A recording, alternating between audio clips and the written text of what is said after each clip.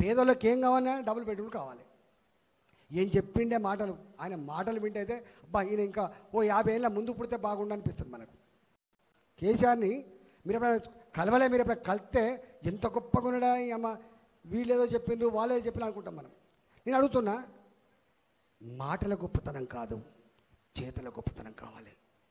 మాటలు మన కడుపు నింపదు, మాటలు మన ఆకలి పరిష్కారం చేయదు, చేతలు పరిష్కారం చేస్తాయి. డబుల్ బెడ్రూమ్ కల్లారా అసలు ఇప్పటికి కూడా ఆ ఇంట్లోకి పోతే 2 పిల్లలు చదువుకుంటారు. ఆడపిల్ల కావచ్చు, మగపిల్ల కావచ్చు, ఆడపిల్ల కావచ్చు, మగపిల్ల కావచ్చు. నరేంద్ర మోడీ గారు వచ్చేంత వరకు ఆ గుడిసెకు టాయిలెట్ లేదు, చెంబు పట్టుకొనే పోవాలి బయటికి, చెంబు పట్టుకొని పట్టుకోవాలి. ఇవాళ ఆ పిల్లగాళ్ళు చదువుకుంటారు, బయట పెద్ద పెద్ద కాలేజీలో చదువుకుంటారు. పేదరికం జ్ఞానానికి కొలమానం కాదని, పేదరికం ఎదుగుదలకు అడ్డంకి కాదని చెప్పి చాలామంది చదువుకుంటారు.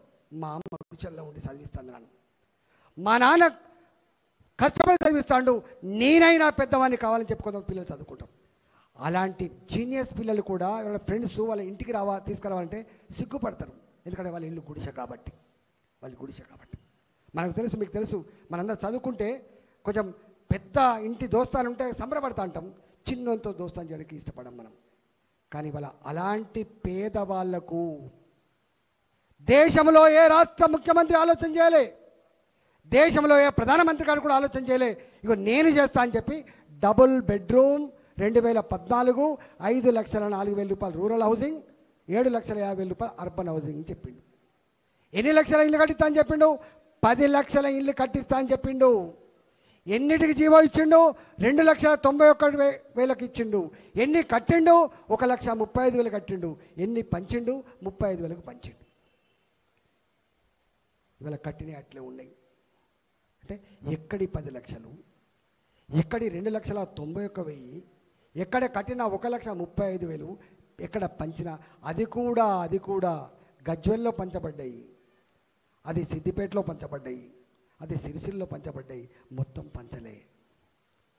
నేను అడుగుతున్న కేసీఆర్ గారు, నీకు తెలియదు కానీ ఎంత పేదవాడైనా సొంత ఇల్లు ఉండాలని కోరుకుంటాడు.